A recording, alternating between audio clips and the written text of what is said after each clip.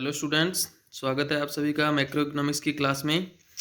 और macro economics में हमारा चैप्टर चल रहा है national income and related aggregates.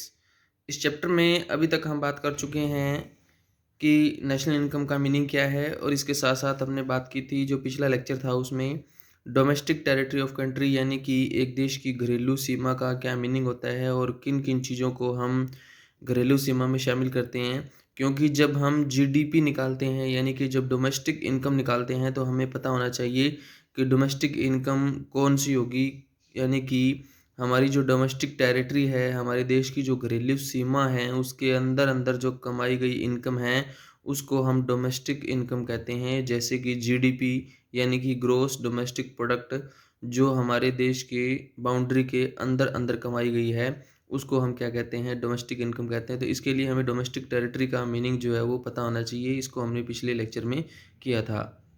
इसके साथ साथ हमने पिछले लेक्चर में बात की थी कि एक नॉर्मल रेजिडेंस का क्या मीनिंग होता है, और एक रेजिडेंस और नॉन रेजिडेंस पर्सन में, नॉर्मल रेजिडेंस और नॉन रेजिडेंस पर्सन में क्या डिफरेंस होता है। तो टोटल 5 डिफरेंसेस थे जो हमने पिछले लेक्चर में किए थे। तो आज हम बात करने जा रहे हैं इस चैप्टर का एक अगला टॉपिक जो है। तो जब इस चैप्टर को हम करते हैं तो इसमें हमारे सामने कई सारे पॉइंट्स आते हैं। तो बच्चों को जो प्रॉब्लम आती है इस चैप्टर को करने में वो ये आती है कि इसमें काफ़ी सारे फॉर्मूलेज दे रखे हैं, और इन फार्मूलोज में क्या है, जब हम इनको करते हैं तो सभी फार्मूले जो हैं वो अलग अलग टाइप से दिए हुए हैं, जिसमें काफ़ी कन्फ्यूजन क्रिएट होती हैं कि किस तरह से जीडीपी को एनएनपी में कन्वर्ट करना है, या जीडीपी को जीएनपी में कन्वर्ट करना है, या जीडीपी को एनडीपी में कन्वर्ट करना है। तो काफ़ी सारे फॉर्मूलेज हैं। तो ये सबसे बड़ी प्रॉब्लम है इसमें। तो इसको करने का मैं आपको शॉर्टकट तरीका बताता हूँ कि किस तरह से हमने याद रखना है सभी कॉन्सेप्ट को। तो पूरे चैप्टर के अंदर जो मेन बात है वो क्या है कि हमारा जो स्टार्टिंग का जो कॉन्सेप्ट रहता है, जब हम जीडीपी को एनएनपी में कन्वर्ट करते हैं तो सबसे फर्स्ट स्टेप जो रहता है वो क्या है, जीडीपी एट मार्केट प्राइस। ये सबसे पहला कॉन्सेप्ट होता है, और इसको हमने नेशनल इनकम में कन्वर्ट करना होता है। एक्चुअल में नेशनल इनकम का मीनिंग क्या होता है? नेशनल इनकम का मीनिंग होता है एनपी एट फैक्टर कॉस्ट। इसी को नेशनल इनकम कहा जाता है। तो इस चैप्टर में हमने करना क्या है कि जीडीपी को कन्वर्ट करना है किसमें, एनपी एट फैक्टर कॉस्ट के अंदर। तो देखिए यहाँ पर इसको कन्वर्ट करने के लिए हमारे पास तो टोटल क्या है, 3 चीज़ें होती हैं। सबसे पहले जी आता है। जी का मतलब क्या होता है, ग्रोस। और यहाँ ये जी है, इस जी का मतलब क्या है, ग्रोस। इस ग्रोस को हमने कन्वर्ट करना है किस में, नेट के अंदर। दूसरा जो पॉइंट आता है हमारे पास वो आता है डी। डी यानी कि डोमेस्टिक। डोमेस्टिक को हमने कन्वर्ट करना है किस में, नेशनल के अंदर। और फिर जो हमारे पास पी का पी सेम रहता है यहाँ पर। फिर हम क्या करते हैं, मार्केट प्राइस। ये एमपी का मतलब होता है मार्केट प्राइस यानी कि बाजार कीमत। इसका मतलब होता है फैक्टर कॉस्ट यानी कि साधन लागत या कारक लागत। तो तीसरा जो पॉइंट है, ये फर्स्ट पॉइंट है हमारा, ये सेकंड पॉइंट है, और ये थर्ड पॉइंट जो है वो क्या है, हमने मार्केट प्राइस को यानी कि बाजार कीमत। एमपी का मतलब होता है मार्केट प्राइस यानी कि बाजार कीमत। किसी वस्तु की बाजार में जो कीमत चल रही होती है उसको हम मार्केट प्राइस कहते हैं। इसको हमने कन्वर्ट करना होता है साधन लागत या फैक्टर कॉस्ट। इसको हम कारक लागत भी कह सकते हैं। एफसी का मतलब होता है फैक्टर कॉस्ट यानी कि कारक या साधन लागत। तो पूरा का पूरा चैप्टर जो है वो इन्हीं 3 पॉइंट के ऊपर डिपेंड है। मतलब कि हर फॉर्मूले को क्या है, इस तरह से जैसे बताया गया है, तो मतलब उसके अंदर सिर्फ इन 3 चीज़ों के ऊपर फोकस किया गया है। जी को यानी कि ग्रोस को नेट में कन्वर्ट करना, डोमेस्टिक को नेशनल में कन्वर्ट करना, और मार्केट प्राइस को फैक्टर कॉस्ट में कन्वर्ट करना। या हम इससे उल्टा भी कह सकते हैं कि नेट को ग्रोस में कैसे कन्वर्ट करना है, या नेशनल को डोमेस्टिक में कैसे कन्वर्ट करना है, या फैक्टर कॉस्ट को मार्केट प्राइस में कैसे कन्वर्ट करना है। तो पूरा का पूरा चैप्टर जो है वो इन्हीं 3 पॉइंट के ऊपर क्या है, फोकस करता है। तो चलिए हम बात करते हैं सबसे पहले ग्रोस को और नेट में कन्वर्ट करना। ग्रोस का मतलब क्या होता है? ग्रोस एक ऐसा कॉन्सेप्ट है जिसके अंदर डेप्रिशिएशन ऑलरेडी पहले से इंक्लूड होता है। जो कॉमर्स के स्टूडेंट हैं उनको ये चीज़ आसानी से पता चल जाएगी कि डेप्रिशिएशन क्या होता है, यानी कि मूल्यह्रास, जिसको हम कहते हैं स्थायी संपत्ति का उपयोग करना। जैसे भी हमारे पास कोई फिक्स एसेट्स आती है, जब हम उसको यूज़ करते हैं तो समय के साथ साथ क्या है, उसकी वैल्यू डाउन आती है। तो उसकी वैल्यू डाउन क्यों आती है? उसकी वैल्यू डाउन आने का जो कारण है वो है नॉर्मल वियर एंड टियर, छोटी मोटी टूट फूट होना या एक्सीडेंटल डैमेज होना या एब्सोलेंस हो जाना। इन वजह से क्या होता है, फिक्स एसेट्स की वैल्यू डाउन आती है। और जब फिक्स एसेट्स की वैल्यू डाउन आती है तो उस एसेट्स के ऊपर डेप्रिसिएशन चार्ज किया जाता है, जो कि जब हम प्रॉफिट एंड लॉस अकाउंट बनाते हैं तो उसके डेबिट साइड में हम डेप्रिसिएशन को दिखाते हैं। और ग्रोस जो है वो, जैसे कि हम ट्रेडिंग अकाउंट बनाते हैं, उससे हमारा ग्रोस प्रॉफिट निकलता है। तो अगर ग्रोस में से डेप्रिसिएशन घटा दिया जाए तो बाकी हमारे पास क्या बचेगा? नेट बचेगा। तो ग्रोस वो कॉन्सेप्ट है जिसमें डेप्रिसिएशन इंक्लूड है, और नेट वो कॉन्सेप्ट है जिसमें डेप्रिसिएशन इंक्लूड नहीं है। यानी कि अगर ग्रोस में से, हम ऐसे लिख सकते हैं कि ग्रोस में से अगर डेप्रिसिएशन को एक्सक्लूड कर दिया जाए तो वो कॉन्सेप्ट हमारा क्या बनेगा? नेट बनेगा। और अगर नेट में डेप्रिसिएशन ऐड कर दिया जाए तो वो कॉन्सेप्ट क्या बनेगा? ग्रोस बनेगा। तो ग्रोस वो कॉन्सेप्ट होता है जिसमें डेप्रिसिएशन इंक्लूड होता है, और नेट वो कॉन्सेप्ट होता है जिसमें क्या है, डेप्रिसिएशन इंक्लूड नहीं होता बल्कि एक्सक्लूड होता है, शामिल नहीं होता। तो ग्रोस को नेट में कन्वर्ट करना हो अगर हमने, तो हम क्या करते हैं? डेप्रिसिएशन को माइनस करते हैं। और अगर नेट को वापस ग्रोस में अगर कन्वर्ट करना चाहते हैं तो हम क्या कर देते हैं? डेप्रिसिएशन नेट के अंदर ऐड कर देते हैं। तो वो क्या कॉन्सेप्ट बन जाता है? हमारा ग्रोस बन जाता है। तो इस तरह से हम ग्रोस को नेट में या नेट को ग्रोस में कन्वर्ट करते हैं। ये हमारा फर्स्ट पॉइंट था जिसमें डेप्रिसिएशन का रोल रहता है। सेकंड जो पॉइंट है वो क्या है? डोमेस्टिक और नेशनल कॉन्सेप्ट, यानी कि डी को चेंज करना है हमने एन के अंदर, डोमेस्टिक को नेशनल में कन्वर्ट करना है। तो डोमेस्टिक को नेशनल में कन्वर्ट करने के लिए हम क्या करते हैं? देखो, डोमेस्टिक का मीनिंग क्या है कि जैसे अगर मैं ये कहूँ कि ये हमारे क्या है, इंडिया की बाउंड्री है ओवरऑल, चाहे वो पॉलिटिकल बाउंड्री लेकर के चलें, चाहे हम ज्योग्राफिकल बाउंड्री लेकर के चलें, ये इंडिया की बाउंड्री है। यानी कि ये अंदर वाला जो एरिया इंडिया का है और बाहर वाला क्या है? रेस्ट ऑफ द वर्ल्ड का एरिया है। तो हमारे देश ने इसके अंदर अंदर जो इनकम अर्न की है, उस इनकम को हम क्या कहते हैं? घरेलू आय कहते हैं, यानी कि डोमेस्टिक इनकम कहते हैं। वो डोमेस्टिक इनकम होती है। तो ये जो जीडीपी है, तो ये यहाँ पर क्या है? डोमेस्टिक कॉन्सेप्ट है।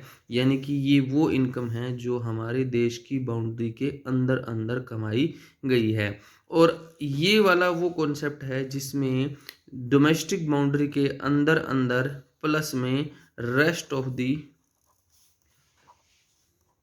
वर्ल्ड से हमने जो इनकम अर्न की है वो, अगर हमने हमारे देश के अंदर अंदर जो इनकम कमाई है उसमें हम ऐड कर देते हैं रेस्ट ऑफ द वर्ल्ड से कमाई गई नेट इनकम को, अगर हम ऐड कर देते हैं तो वो क्या बन जाता है हमारा? वो बन जाता है डोमेस्टिक से क्या बन जाता है? नेशनल कॉन्सेप्ट बन जाता है। जैसे यहाँ पर हमने क्या करना है? डी को, डोमेस्टिक को कन्वर्ट करना है नेशनल के अंदर। डोमेस्टिक को किस में चेंज करना है? नेशनल में। तो डोमेस्टिक का मतलब क्या होता है? बाउंड्री के अंदर अंदर कमाई गई इनकम। और नेशनल का मतलब क्या होता है? बाउंड्री के अंदर प्लस में बाउंड्री से बाहर कमाई गई इनकम का जब टोटल कर देते हैं, जोड़ कर देते हैं, तो वो क्या बन जाता है? नेशनल कॉन्सेप्ट बन जाता है। तो इसको निकालने के लिए हम किस तरह से इसको फॉर्मूले का यूज़ करते हैं? इसमें हम लिखते हैं डोमेस्टिक इनकम प्लस में net factor income from abroad, यानी कि विदेशों से कमाई गई नेट इनकम, शुद्ध कारक आय। अब इसका मतलब क्या है? ये तो हमारी डोमेस्टिक इनकम होगी कि सभी रिसोर्सेज है हमारे देश के अंदर हमने जो इनकम कमाई है वो हमारी डोमेस्टिक इनकम है। इस इनकम का क्या मतलब है? इस इनकम का मतलब है कि जैसे ये हमारी कंट्री है और हमारी कंट्री में इसका मीनिंग मैं आपको बता रहा हूँ कि इसका मीनिंग क्या है। इसका मीनिंग होता है कि जैसे हमारी कंट्री के बहुत सारे लोग क्या है बाहर जा कर के काम करते हैं, और जब वो बाहर जा कर के काम करते हैं तो वहाँ से वो क्या करते हैं, इनकम अर्न करते हैं। उनको क्या है बाहर से किस चीज़ की प्राप्ति होती है, इनकम की प्राप्ति होती है। ये इनकम उन्होंने बाहर से कमा करके वो इंडिया में, जैसे हम देखते हैं कि इंडिया के बहुत सारे लोग बाहर जाते हैं और वहाँ पे काम करते हैं, और काम करके वहाँ से पैसा कमा के इंडिया में भेजते हैं। क्या काम करते हैं? वो फैक्टर इनकम कमाते हैं वहाँ से। फैक्टर इनकम का मतलब क्या हुआ, उन्होंने कोई ना कोई सर्विस दी है वहाँ पे, ठीक है। जैसे उन्होंने एज ए एंटरप्रेन्योरशिप काम किया, या एज ए कर्मचारी के तौर पे उन्होंने काम किया, एम्प्लॉय के तौर पे किसी भी वे से उन्होंने काम किया, वहाँ से उनको उन्होंने कोई इनकम जनरेट हुई, वो इनकम उन्होंने क्या किया, इंडिया में भेज दी। तो मान लीजिए अगर उन्होंने क्या है बाहर से कितना रुपया कमाया, 10,000 रुपया कमाया, और यहाँ वहाँ के कुछ लोग क्या है, कुछ देशों के, जैसे हमारे देश के कुछ लोग विदेशों में जाते हैं, और दूसरे देशों के कुछ लोग क्या है इंडिया के अंदर आते हैं। इंडिया में आते हैं, वो यहाँ पर क्या करते हैं, फैक्टर की सर्विसेज देते हैं, यहाँ पे काम करते हैं, और काम करने के बदले में क्या है उनको यहाँ से जो इनकम मिलती है वो इनकम क्या करते हैं, वो विदेशों के अंदर क्या है अपने देशों में भेज देते हैं। तो मान लीजिए कि विदेशी लोगों ने, जो नॉन रेजिडेंट इंडियन हैं, एनआरआई लोग जो हैं, उन्होंने क्या है इंडिया में आकर काम किया और बदले में जो पैसा कमाया वो अपने देश में भेजा।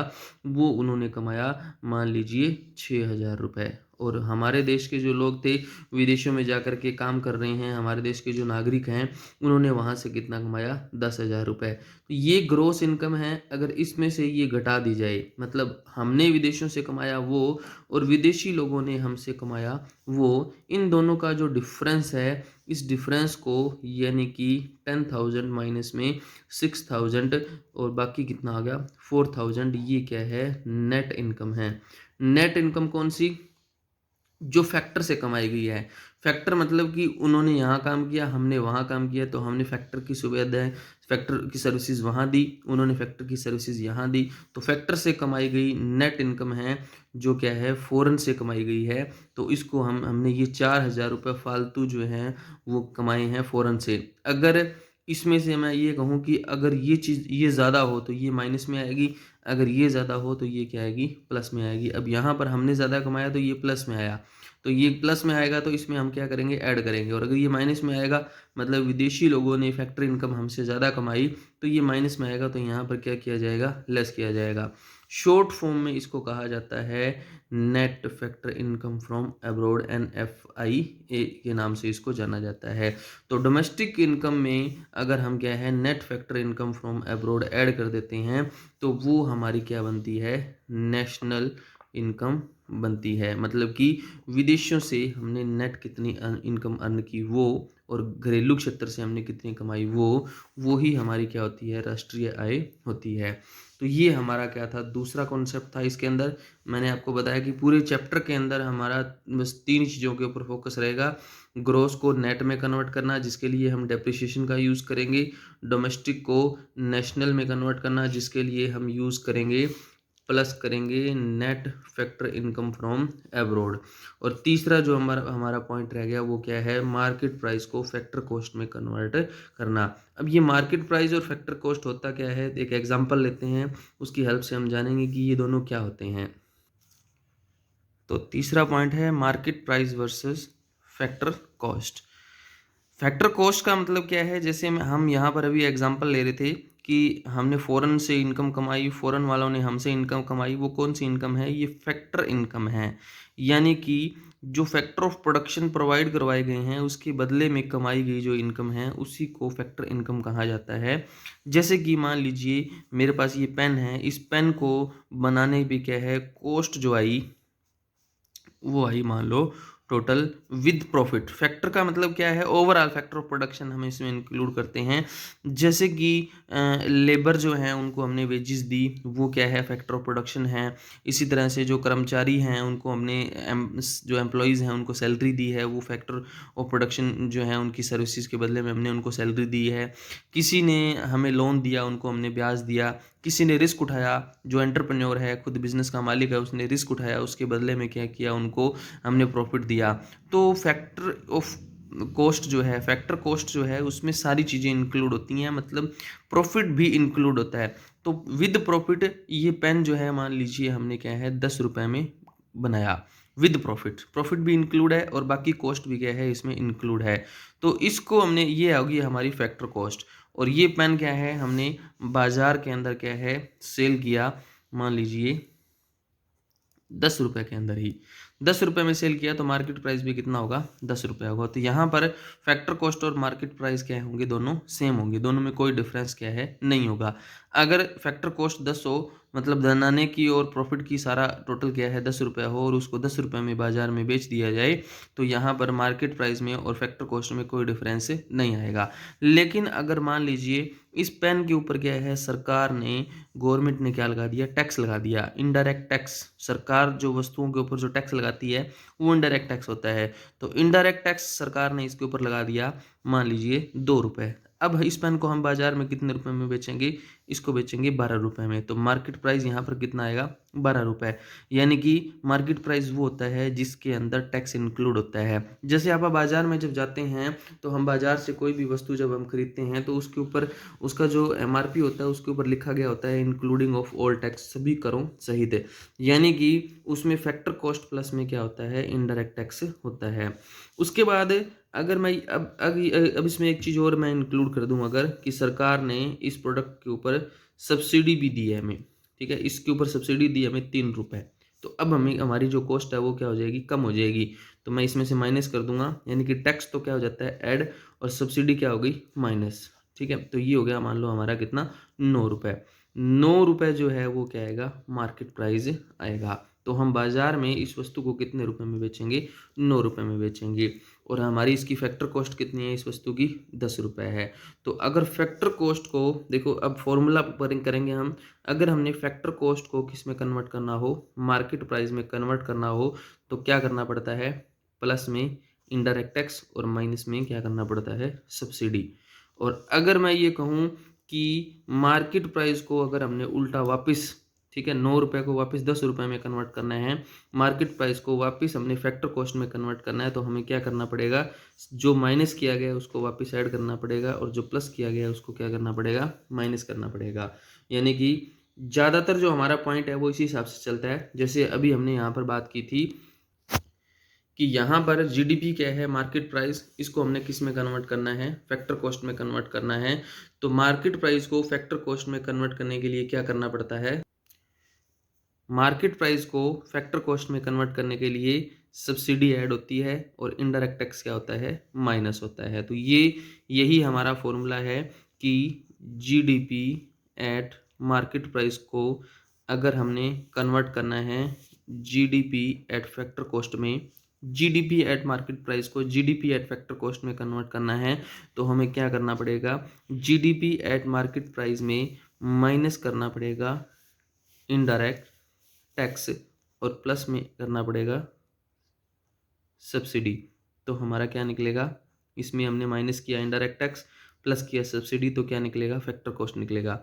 और अगर उल्टा करना हो, जैसे यहाँ पे फैक्टर कॉस्ट को मार्केट प्राइस में कन्वर्ट करना हो, तो क्या करना पड़ता है, टैक्स ऐड करना होता है, सब्सिडी माइनस करना होता है। तो इसको याद रखने का जो तरीका है वो यही है कि मार्केट प्राइस में टैक्स इंक्लूड होता है, जो भी वस्तु हम बाजार से खरीदते हैं उसके अंदर टैक्स शामिल होता है। लेकिन जैसे मैंने यहाँ पर आपको बताया कि 10 रुपये में हमने क्या है वस्तु बनाई, जिसमें टोटल वस्तु की लागत है ये 10 रुपये, फैक्टर कॉस्ट है। फैक्टर कॉस्ट में कभी भी टैक्स इंक्लूड नहीं होता, और ना ही सब्सिडी क्या होती है, एक्सक्लूड होती है। ठीक है, और मार्केट प्राइस में क्या है, सब्सिडी इंक्लूड नहीं होती, और टैक्स जो है वो क्या है, इंक्लूड होता है।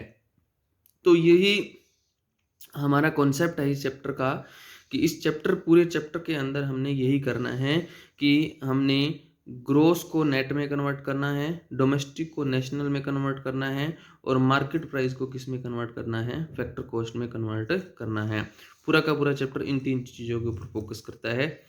और इसी चैप्टर को करने के बाद जब हम मेज़र करेंगे, नेशनल इनकम का माप करेंगे, तो उसके अंदर हमारे जो मेथड हैं वो इन्हीं चीज़ों को फॉलो करेंगे। तो इसलिए आपने इन इन पॉइंट्स को अगर आप ध्यान रखोगे तो बिल्कुल आप कभी नहीं इस टॉपिक को क्या है भूल पाओगे और सही से आपको क्या है लर्न रहेगा।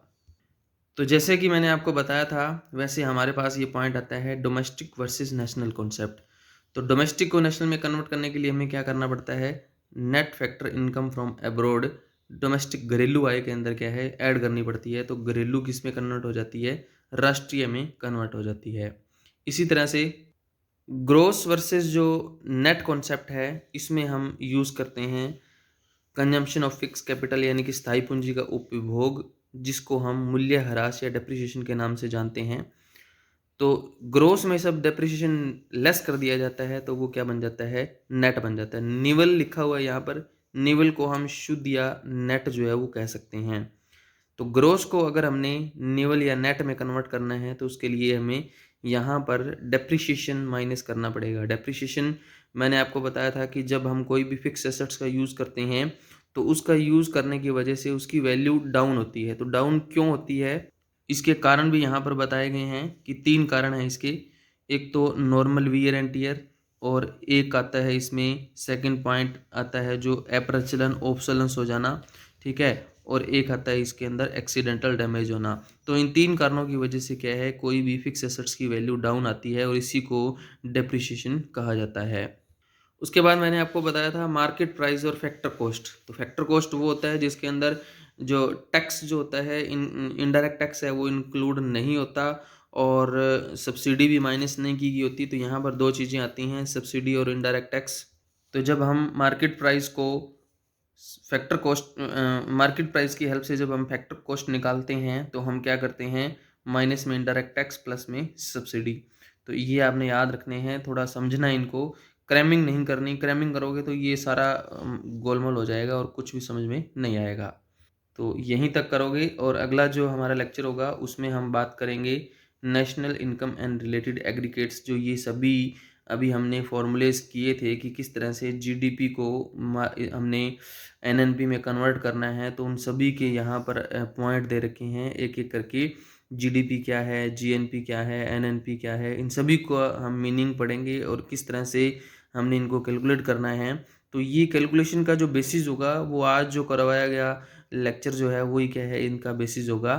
तो इस आज वाले लेक्चर को अगर आप अच्छे से देखोगे तभी क्या है ये आगे वाली चीज़ें जो हैं वो समझ में आएगी। और फाइनल एग्ज़ाम में बड़ा इंपॉर्टेंट चैप्टर है तो सभी बड़े ध्यान से करना इसको। ओके, थैंक यू सभी का।